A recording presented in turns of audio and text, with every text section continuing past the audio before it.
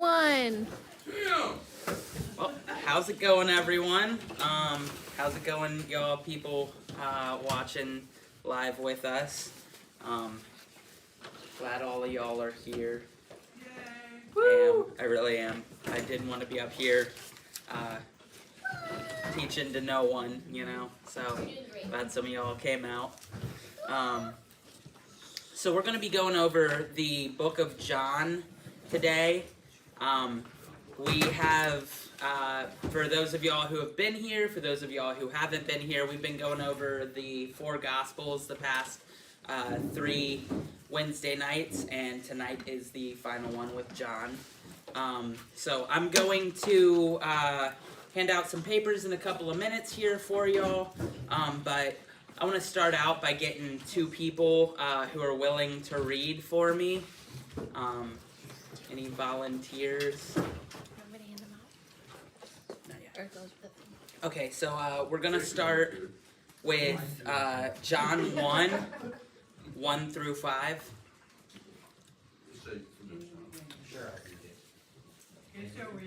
Casey will read. Okay. Okay. I don't have a Bible, bro. Do you have a Bible? Yeah, I mean. John, what'd you say, Timothy? John 1 through 5. Whenever you're ready, sis. Oh, okay. I thought you were signing first. No. I'm Okay. just going. Give me a second. Yep.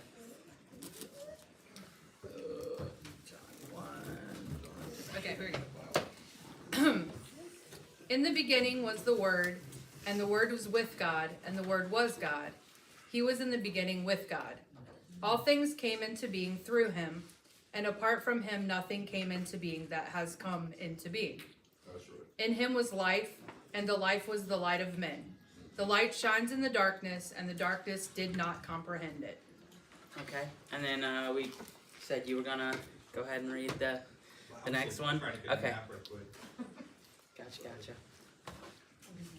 What's So- the next one? The next one is going to be Genesis 1 through 5.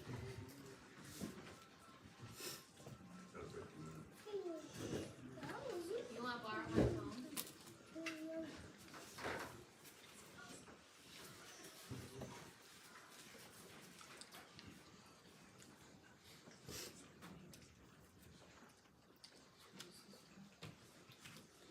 Yeah, Gigi will go ahead and read it. That's all right. I got more things that we can read later, so let's see. In the beginning, God created the heavens and the earth. Now the earth was formless and empty, darkness over the surface of the deep, and the Spirit of God was covering over the waters. God said, "Let there be light," and there was light. So I want you all to keep these 2 verses in mind because these 2 verses show a lot of what John was doing through the Gospel of John, or the writer was doing, because they're not actually sure whether it was John or one of John's followers who actually transcribed it. But I want you to keep that in mind.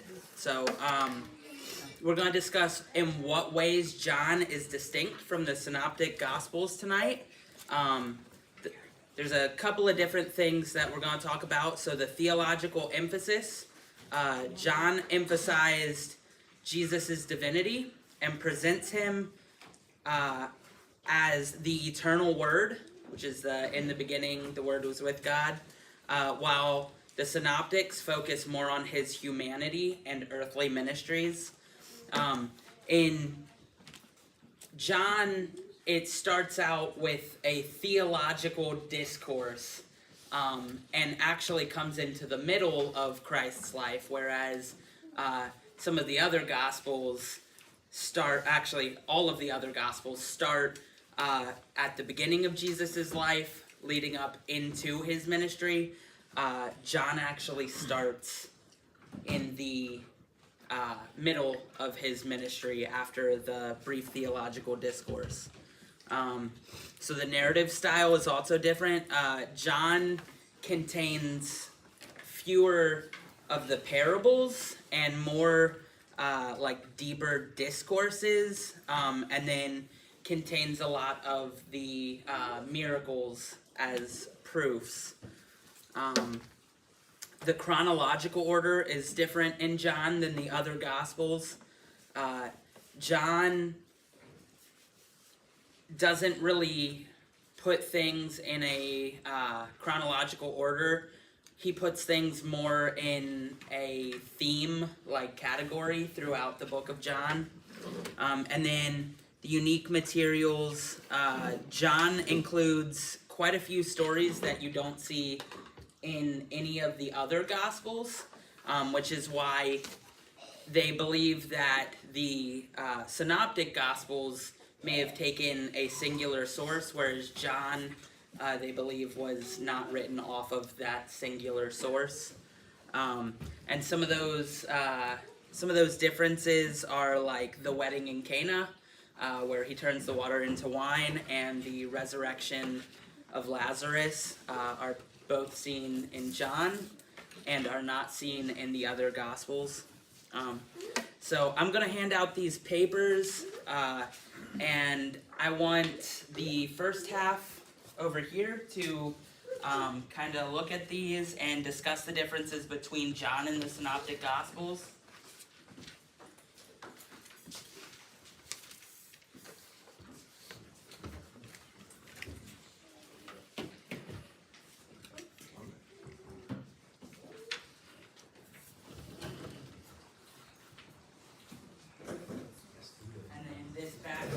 I want you to discuss the authorship of John. Oh man, I don't know how hungry he is. So if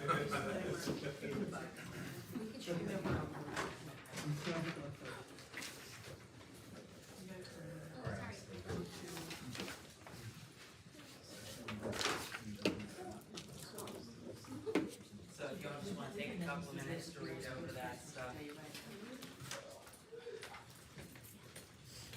I just did this in school. Got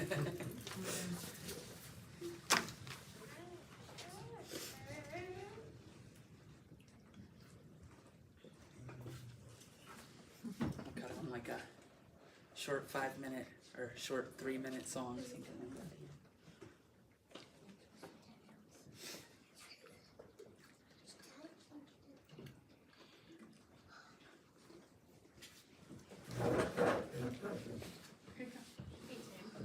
Hey Tim, I told you to point, and I'm so sorry. What did you say to compare and contrast? You said So it's going to be the second question okay, there, which is talking about the authorship. got it. Okay, sorry. I just wanted to make sure. Yeah, yeah.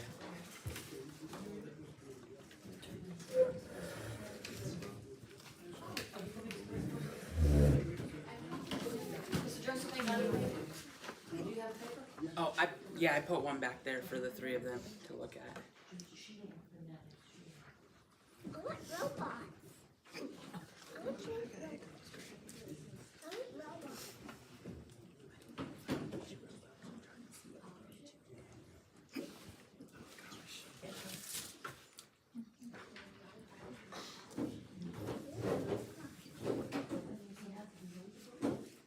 think if I can assume what it means, I think it means like they're taking like ownership of driving. So it means the state. Laura, I see what the state of the writer, the book, article, or the reader. Yeah, so it's basically them saying, I wrote this book. It's them placing it. And if it's the place of the author, the opposite.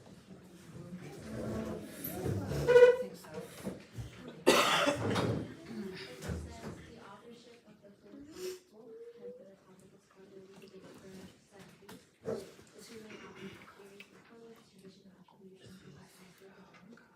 The film was made, and also the series of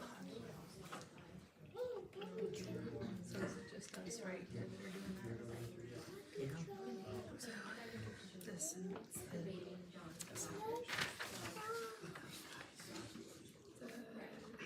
let's see. Definitely a lot of different viewpoints that you can see in the style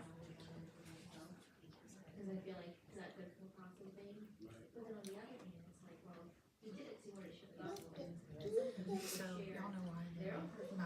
the synoptic gospels because they all like their content relates, whereas John is like totally different.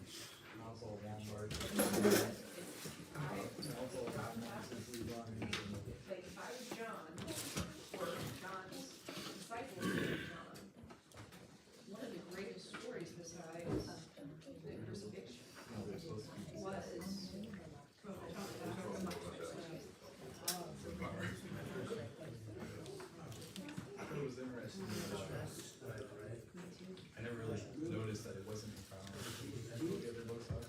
But he's on the second part, this is talking about the author. I did not know it was the same that said the author was the author of Matthew, numbers that broke down numbers. And easy to read for me, whereas John, I guess I never noticed that it wasn't in chronological order. Again, like I said, that comes up with I never really wrote it. It makes sense if it's properly written. That would His scribe. Well, I mean, they said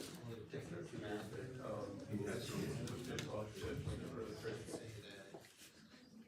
tradition section. He had some other testimonies of church fathers like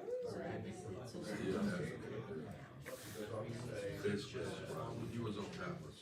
He was breakfast till 30 hours.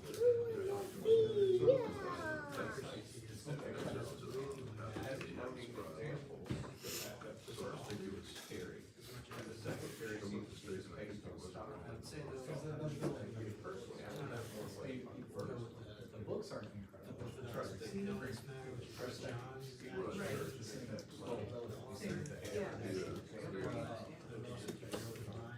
But maybe that's why those things are initially. Okay, so has everybody had a good chance to kind of discuss things and look over the papers and whatnot?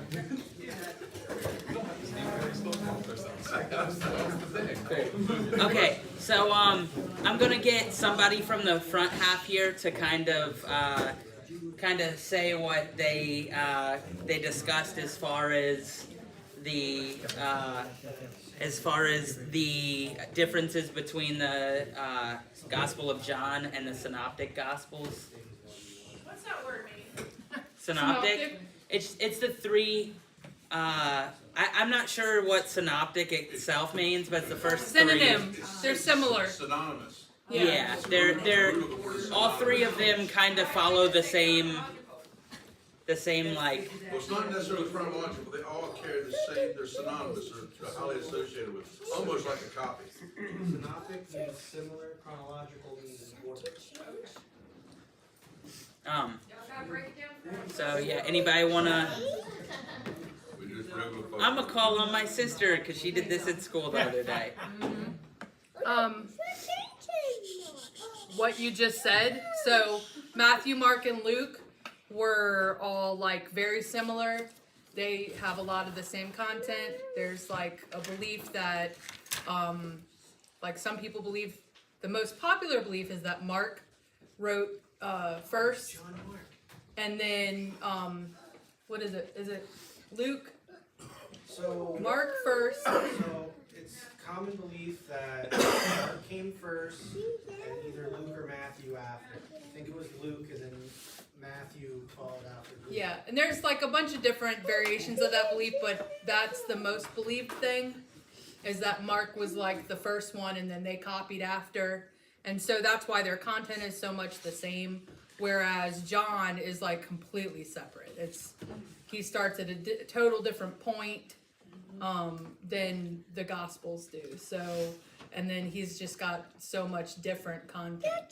So, one of the things that it said on the paper was that a lot of people believe that it sounds more like he had an intimate relationship with Jesus, maybe at like a different level. So that's part of why his content was. So yeah, the book of John has a lot deeper discourses, longer discourses of Jesus talking to his disciples, Jesus talking to different followers, to the Pharisees. And so, yeah, like she said, it's believed that it may have been one of his close followers, potentially one of the followers of one of his close followers, just because of the way some of the stuff is written.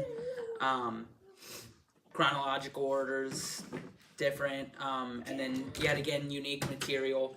The book of John has a couple of different miracles. It also does not have the story of the telling of the Mount of Olives. It mentions the Mount of Olives, but it doesn't go deep into the discourse that Jesus gave at the Mount of Olives.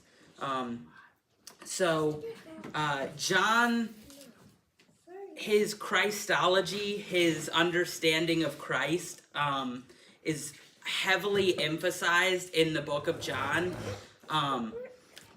First, with it talking about Christ being the Word, which John does this cool thing where it starts off with a parallel to Genesis, but then the rest of the book goes on to parallel Exodus, and show how Jesus came and tabernacled amongst us, how God himself, rather than there being a tabernacle where everyone had to go to be where God was, that God had come in the personhood of Jesus to set up and tabernacle with us. So it follows thematically the same things as Genesis and then Exodus. So let's see. John also points out the fact that Jesus stated his divinity multiple times in different ways. So there's actually a cool thing that John does where he writes things in sevens. So in the book of John, we see 7 statements that Jesus gives that are I ams. And then we also see 7 miracles that Jesus does. So who Jesus says he is, and the proofs of who he says he is. So this is gonna be a little bit heavy reading, so if I can get a couple of different people who are willing to volunteer for reading, we're gonna go through the 7 I ams real quick. So whoever is ready. Okay, I'll get you first. So we're gonna go John 6:35 through 40.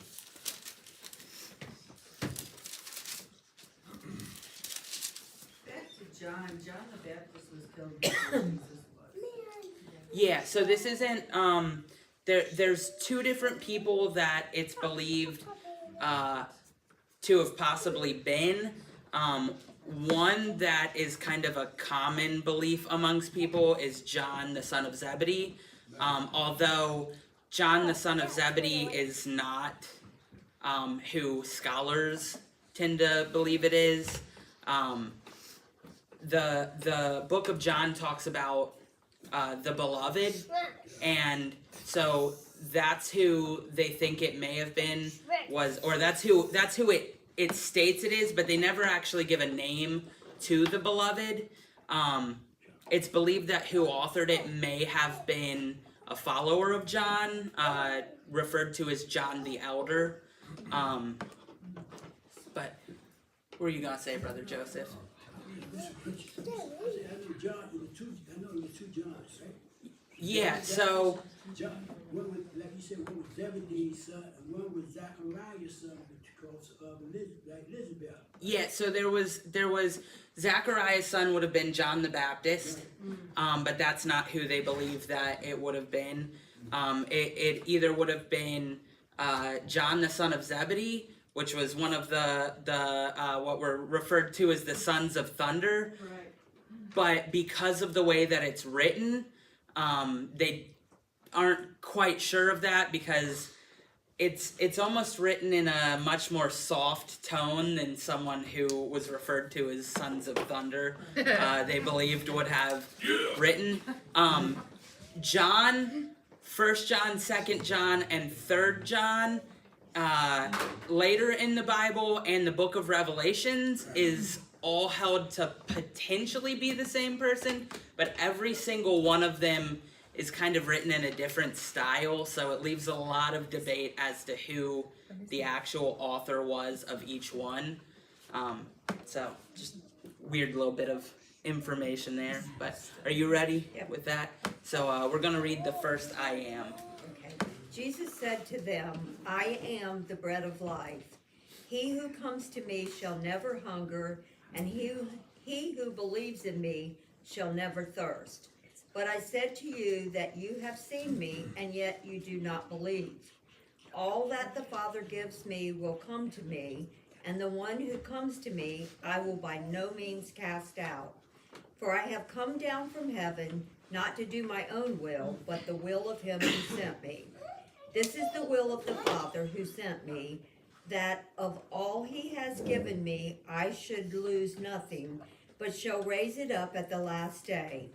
And this is the will of him who sent me, that everyone who sees the Son and believes in him may have everlasting life, and I will raise him up at that last day. Okay, so Jesus states that he is the bread of life. He is our sustenance, our supplication. He states that you know, we can live on bread, but that he is our true bread. So that's the first of the I ams that you see. Can I get somebody to read? Okay, so we're gonna go John 8:12.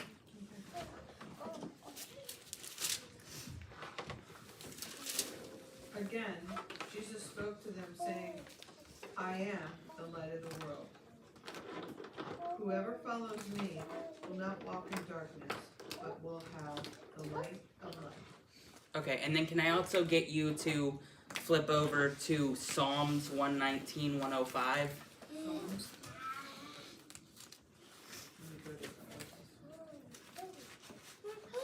Psalms what, 119? 119, 105. Ooh, I think that's robots. That looks like robots. Robots, yeah. Scrolling. Robots. What's the robots? So this is none.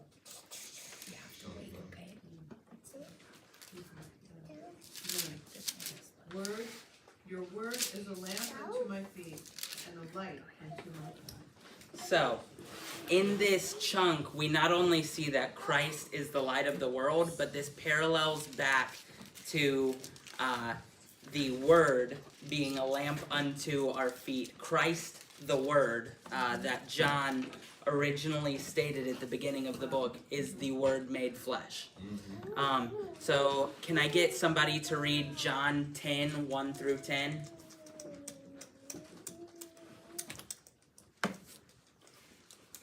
I'll do it. Oh, somebody got it? I tell you the truth, anyone who sneaks over the wall of a sheepfold rather than going through the gate must surely be a thief and a robber. But the one who enters through the gate is the shepherd of the sheep. The gatekeeper opens the gate for him, and the sheep recognize his voice and come to him. He calls his own sheep by name and leads them out. After he has gathered his own flock, he walks ahead of them, and they follow him because they know his voice. They won't follow a stranger, they will run from him because they don't know his voice. Those who heard Jesus use this illustration didn't understand what he meant, so he explained it to them. I tell you the truth, I am the gate for the sheep. All who came before me were thieves and robbers, but the true sheep did not listen to them. Yes, I am the gate. Those who come in through me will be saved. They will come and go freely and will find good pastures. The thief's purpose is to steal and kill and destroy. My purpose is to give them a rich and satisfying life. I am the good shepherd. The good shepherd sacrifices his life. Go ahead and stop right there. Okay. So we see that Jesus has now said he is the bread of life, he is the light of the world, and he is the gate. So if you want to go ahead and continue now from 11 through 16. Okay. I am the good shepherd. The good shepherd sacrifices his life for the sheep. A hired hand will run when he sees a wolf coming. He will abandon the sheep because they don't belong to him and he isn't their shepherd. And so the wolf attacks them and scatters the flock. The hired hand runs away because he's working only for the money and doesn't really care about the sheep. I am the good shepherd. I know my own sheep and they know me, just as my Father knows me and I know the Father. So I sacrifice my life for the sheep. I have other sheep too that are not in this sheepfold. I must bring them also. They will listen to my voice, and there will be one flock with one shepherd. So Jesus has established now in the book of John that I am the bread of life, I am the light of the world, I am the gate, and I am the good shepherd. Let's go ahead and get somebody to read John 11:23 through 26.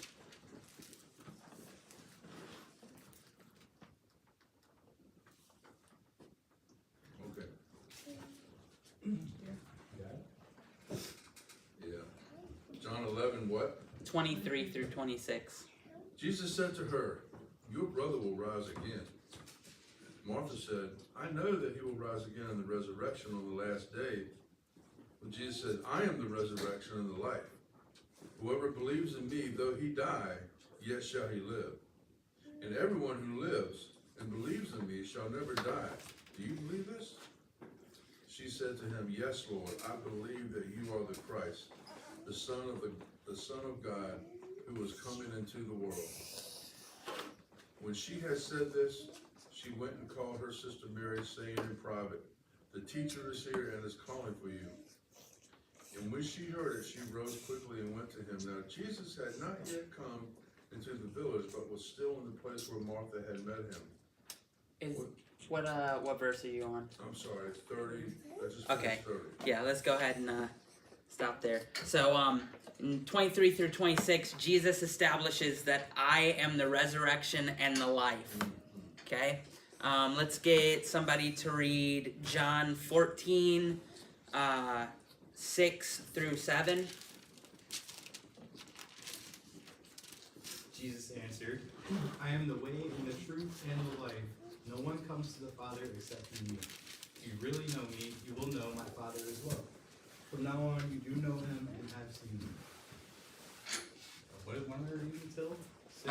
6 and 7. That Is was it? Yeah.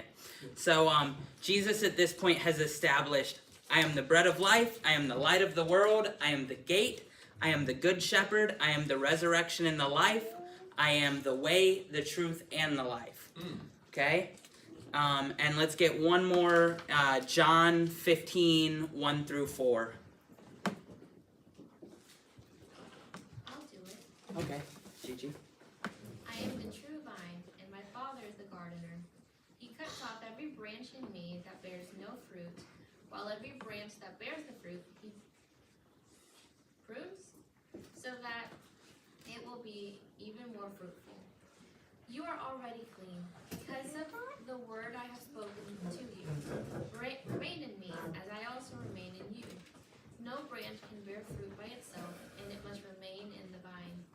Neither can you bear fruits unless you remain in me. I am the vine, you are the branches. If you remain in me and I in you, you will bear much fruit. Apart from me, you can do nothing.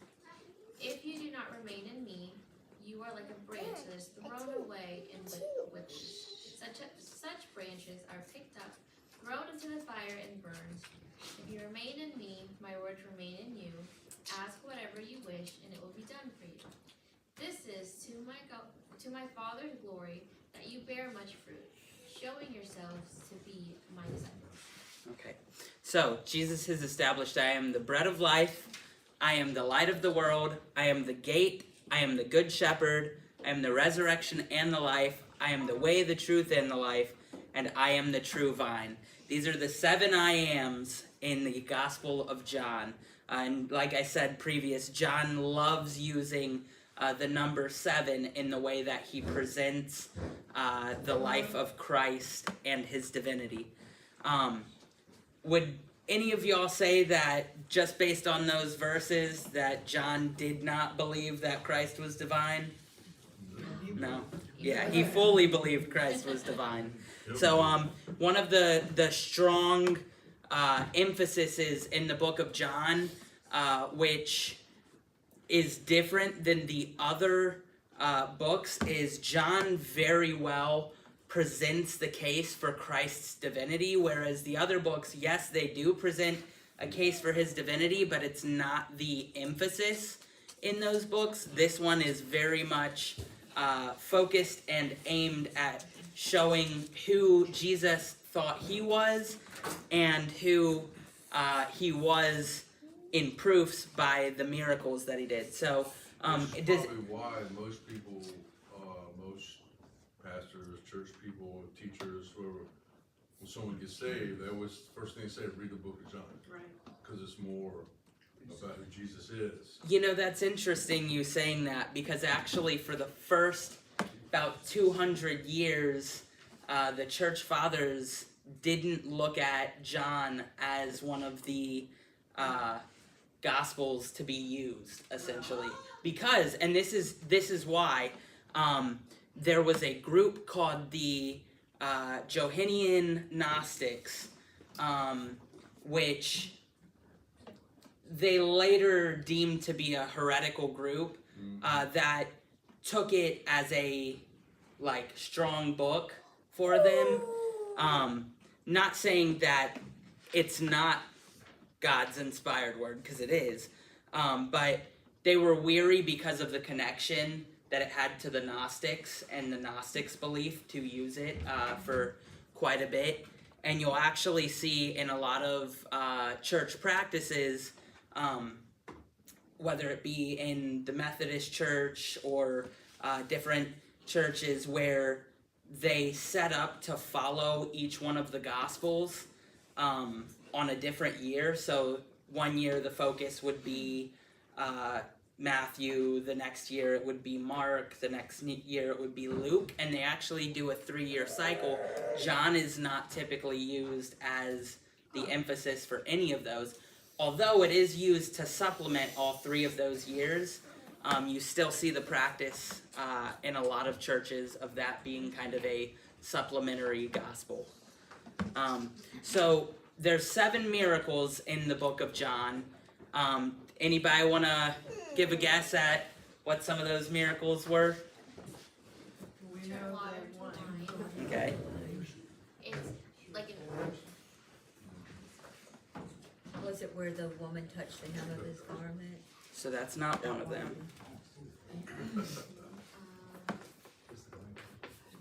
So we talked about one when Jesus said he was the resurrection and the life.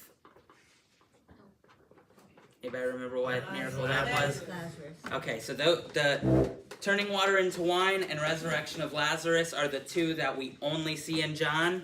The other ones are the healing of the nobleman's son, the pool, the healing of the man at the pool, the 5,000 fed, the walking on water, and the healing of the man that was born blind. So those are the 7 miracles that John presents, which is yet again a theme that John really enjoyed doing, was presenting things in groups of 7. So I know I touched on it a little bit, but the back 2 rows, y'all went over the authorship of the 4 Gospels. Does anyone want to kind of delve into what that paper was saying? Okay, I will be their spokesperson apparently. So we first dove into what the word authorship means, and from my, I'm gonna get it off Google, but from my understanding, and definitely please always correct me when I'm wrong, it is you taking ownership of something that you wrote. Yes. And one thing that we really liked in this is that although John is taking ownership of what he does, what he said and what he wrote, he's never saying it in a way that I did this. He's saying, no, look at what my Jesus did. Because of him, we were able to share these testimonies and share the theological development of what the life and the historical text was. And one thing that Chris was really interesting that he pointed out is that it wasn't necessarily only based on like feelings and feels, but it was based on cold hard facts of what actually happened in within the history. Right? Okay. Okay, yes, that's my answer.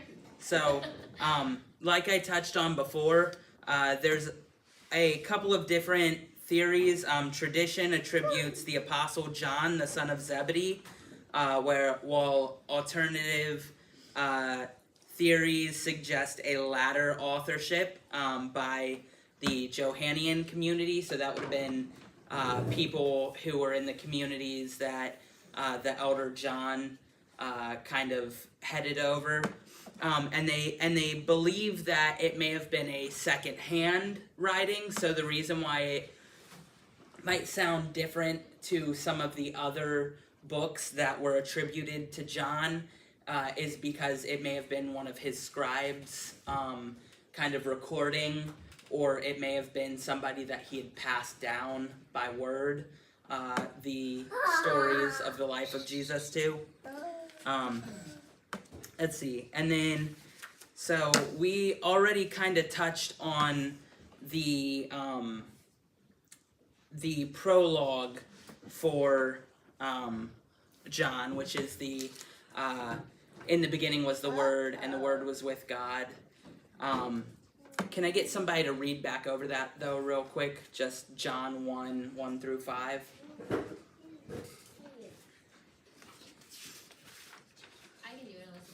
Okay. In the beginning was the Word, and the Word was with God, and the Word was God. He was with God in the beginning. Through all things were made, and without him nothing made that has been made. My English wasn't working. We're just going to do that over. Through all things were made. Without him nothing was made that has been made. In him was life, and the life was the light of all mankind. The light shines in the darkness, and the darkness is not overcome. Okay, so the author sets the stage for the rest of the gospel by establishing Christ's divinity, and then laying a foundation for the understanding of the significances of Jesus' miracles and teachings by using the prologue. It also reveals the nature and character of God through his self-revelation in Jesus Christ. So, this is pretty much it for the book of John, what it encompasses, what it covers. Did anybody have any questions or things that they wanted to add to? You know, just as an example to show how just altering something so seemingly so little could have such a huge effect on something.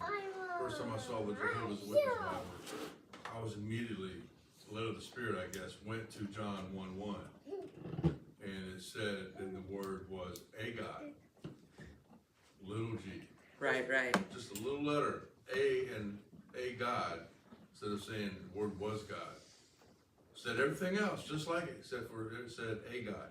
Yeah, well, I would say if you read into the rest of the book of John, and I don't know what they've done in the Jehovah's Witness Bible. I just stopped right there, so Yeah. I said it was a God. But I would dare say that if you read into the rest of John, it would very easily show you that Christ did not only claimed to be the Son of God, but claimed to be equal with his Father, to be God.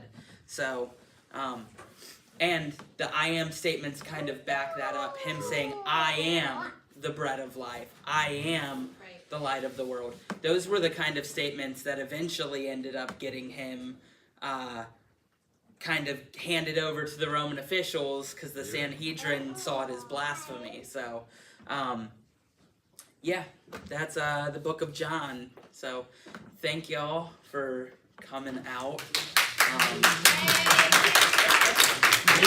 Sorry if that was a little rough, y'all. This is my first time doing this, so thank you. Later, everyone. Thanks for joining online.